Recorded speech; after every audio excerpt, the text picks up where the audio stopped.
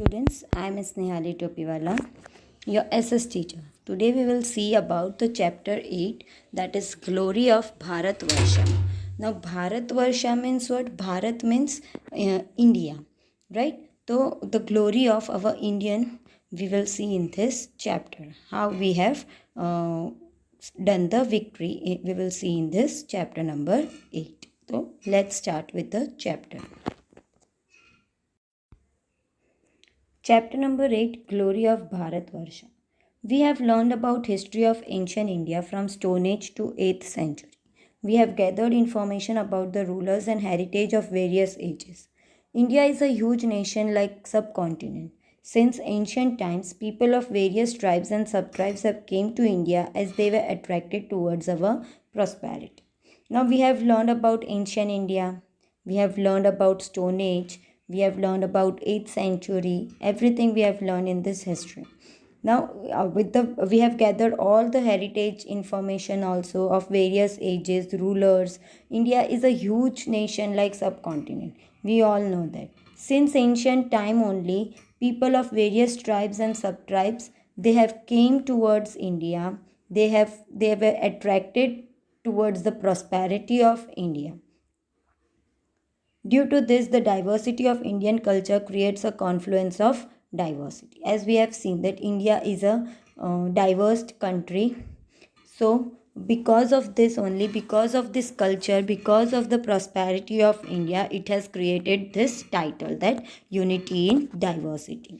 Jawaharlal Nehru has called it Unity in Diversity. As I told you that because of all these things, because of the prosperity of Indian people, because of their culture, we have got the title as Unity in Diversity. This chapter also we have learned about in detail. We will gather information about art and architecture and social life of our country. In this chapter, we are going to see about the Indian glory, Indian people glory about their social life, art, and architecture, so that we can get information about the glorious heritage of the people of ancient India. So let's see about the ancient India, about our India.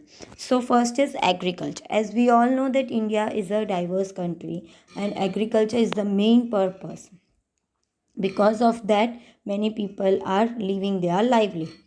We get maximum food we consume and things we use in our daily life from farm products. Farming began in ancient India. In those days, also various tools and irrigation facilities were developed for farming. As we all know, that our daily life starts with the basic things only. So it comes from the dairy product or else from the farm product, right? So we consume that daily product into our daily routine life. Farming began in ancient India. At that time, only farming was started. We have seen in the chapters before, and they were using various tools, facilities, etc. for farming. And different and slowly the technology came into the farming process. In ancient times, wheat, barley, paddy, jowar, millet, sesame, peas, etc. were cultivated. So these were the basic crops they were cultivating at the ancient time. Now tools. What were the tools they were using? So in Harappa culture, plough has been done among tools used in agriculture. But plough-shaped toy has been found. So it can be said that they were using plough for farming.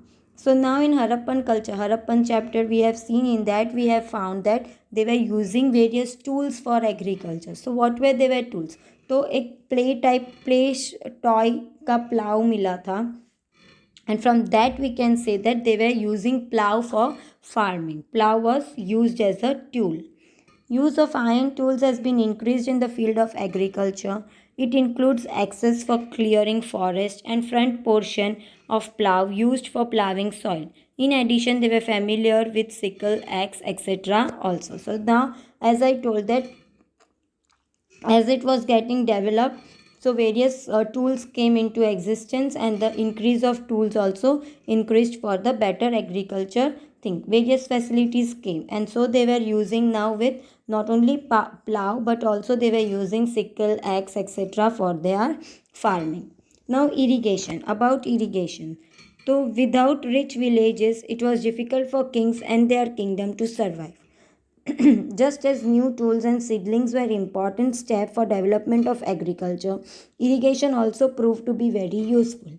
At this time, canal, wells, lakes, and artificial reservoirs were created for irrigation. Now, without rich villages, if the villages were not rich, then it was very difficult for the kings as well as to its kingdom to survive at that particular stage, because if they were of low category, then they would not get all these facilities. तो just as new tools, नए tools आए, नए seedlings आए for the development of agriculture, तो वैसे irrigation facilities also आने लगे.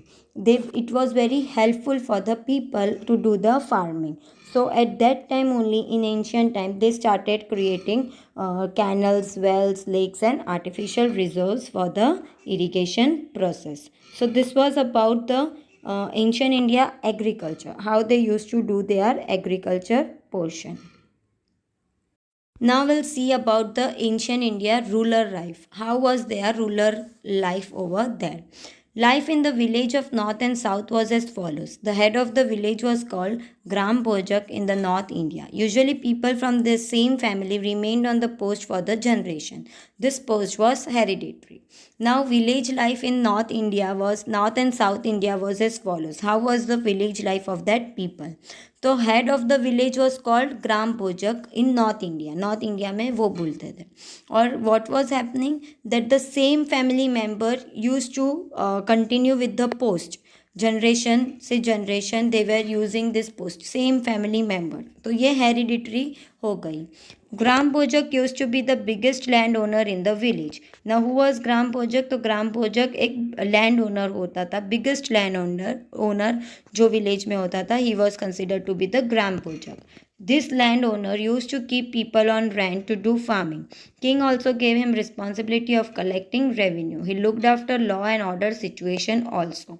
Now इसके पास ज़मीन होती थी बड़ी बड़ी, बिगेस्ट लैंड ओनर होता था, इसलिए तो he was giving land as well as rent for farming to the people, those who were in need of it, and he used to collect money from it. तो king ने भी उसको एक responsibility दी थी that to collect revenue from all these people, and he also looked about the law and order situation of that people.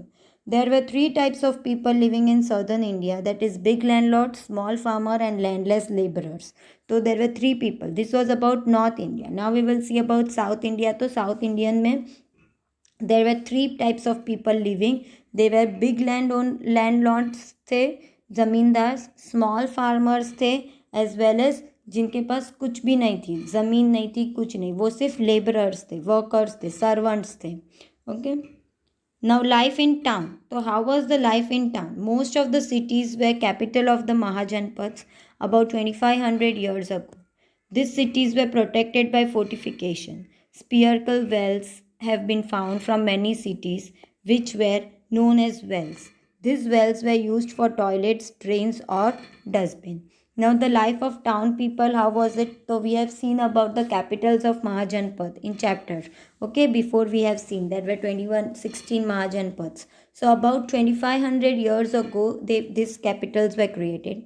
These cities were protected by fortification. So there were many wells found from many cities which were known as wells. Spherical wells means circle wale wells. And these wells were used for toilets, drain और dustbin system, ऐसे वो Wales बनाए थे. People in rural areas and urban areas use wheat, barley, rice, milk, curd, ghee, fruits, etc. and meat and fish for eating purpose. So what was their diet over there? So they were eating wheat, barley, rice, milk, all these things was their diet. Usually man and woman wore two clothes.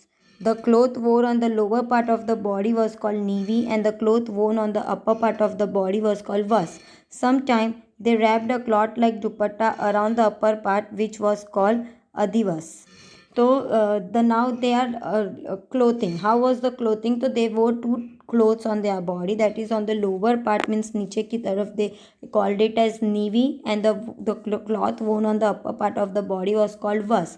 And sometimes they used to wrap a dupatta like thing over their body, and that was called adivas. So this was about the town rural life of the ancient India.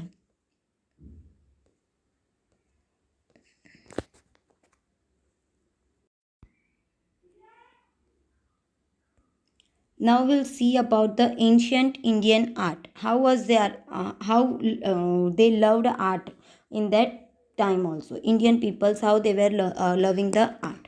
Historian divided art into two parts: fine art and performing art.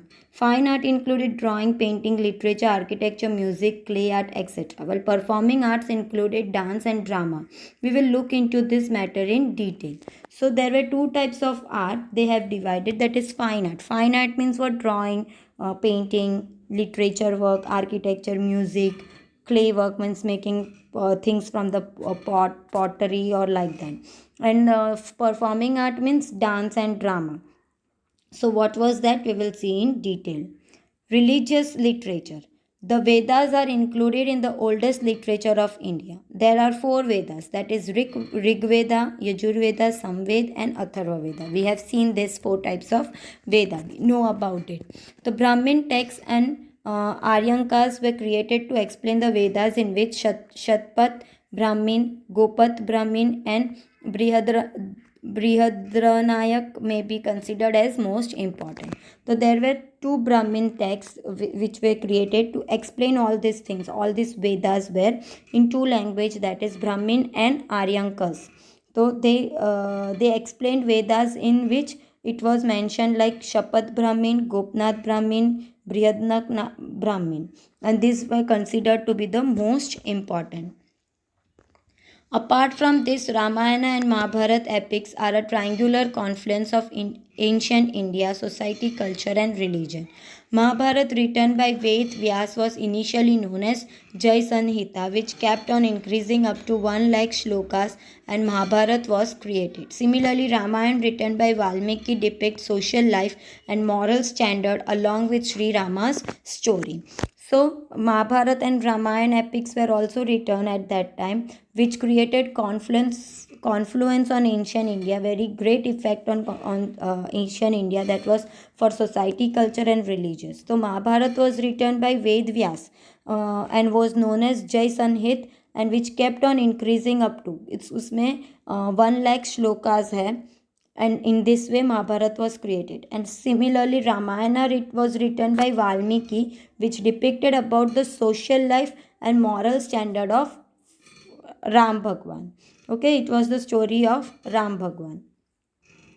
About 108 Upanishad of original Indian compilations, Katha, Kena, Prashna, Mundaka, Mundakaya, Ishavasam, and Chandogaya Upanishads are great texts of Indian philosophy. The number of Puranas is 18. Among them, Vishnu Purana, Garud Purana, Vayu Purana, and Mastya Purana, as well as Bhagavad, are known as special texts. So 108 Upanishads were created at that time. These names are given, and they were written in the Indian philosophy. Among them, there were 18 Puranas. We know some of those Puranas like Vishnu Purana, Garud Purana, and Vayu Purana, Matsya Purana. Your father, mother must be knowing about this Garud Purana. You can ask about them. So these were all written in special texts.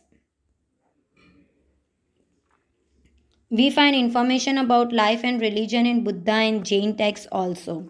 The original texts are Buddhism are called Tripitaka. It includes Sukta Pitaka, Vinaya Pitaka, and Abhidham Pitaka. Along with this, Didhinikaya, Angutta Nikaya, and Majjhima Nikaya are most important texts. So it was written in Jain or Buddhism also. So Buddhism text was known as Tripitaka, and it included all these texts in that. Milind Panho of Nagsen and Shrimul Kalpa of Aryamanshihi are important Buddhist texts. Two of Buddhist text writers in Tibetan language are Kangyur and Tangyur. Mythological stories, Didhani Kayo, Majjhim Nikaya are also Buddhist texts. So all these texts are of Buddhist as well as in Tibetan language also it was written. In addition, Brihad Katha, Harivansh Purana, Vasudev Hidi, Siddham Shabda Anushashan, Dwayashra, and Kirti Kumudi are main texts. सो जो Buddhist text लिखे थे उसमें से all this are consider to be the main text of that period. Jain texts are called Agam texts. There are 12 Agam Granthas. The ancient Jain literature is divided into 14 Parvas and 12 texts, that is Agna. And the main texts included Agams, Acharanga and Vittalika, Dasha Vittalika, Shutra. तो this were about the Jain text. ऊपर देखे वो Buddhist text है, नीचे है जो Jain text है. तो this was about the religious literature like 4 Vedas, Rigveda, Yajurveda, Samaveda and Atharvaveda.